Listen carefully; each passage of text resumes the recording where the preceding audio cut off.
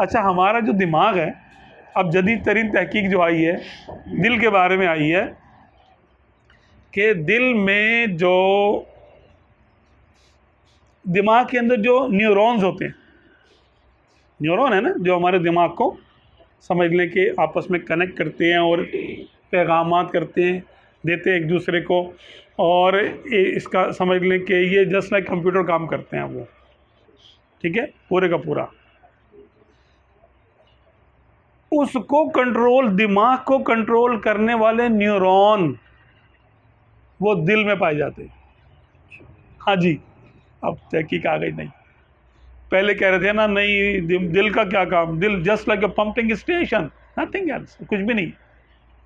दिल का काम सिर्फ यूं यूं करना है, ऐसे ऐसे, पंपिंग स्टेशन है, ख़त्म, कुछ भी नहीं, ना सोचता है ना समझता है। अब कहते नहीं यार, ये तो दिमाग को चलाते ही दिल है, यहाँ से ऑर्डर्स जाते हैं कि तुमने काम कैसे करना है। तो इमाम गज़ाली रहमतुल्लाह अलैह इसका मतलब 5वीं सदी में आप ज़्यादा जानते थे आजकल के साइंसदानों ने। आपने फरमाया कि दिल बादशाह है और दिमाग उसका वज़ीर है। बादशाह हुक्म जारी करता है, उसको मैनेज कैसे करना है ये दिमाग करता है, उसको काम करना कैसे है, ये काम करने के लिए जो प्लानिंग करेगा वो दिल नहीं करेगा, दिल हुक्म देगा। जैसे मिसाल के तौर पर दिल ने कहा कि मुझे, मिसाल के तौर पर मुझे मिठाई खानी है।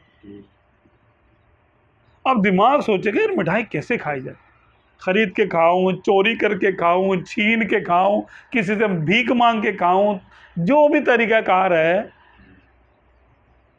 मुरवजा तरीक़ाकार है मिठाई के, वो सारे सोच लेगा, जो करीब तरीन होगा उस तरफ चल पड़ेगा, ऐसा कर लो यार।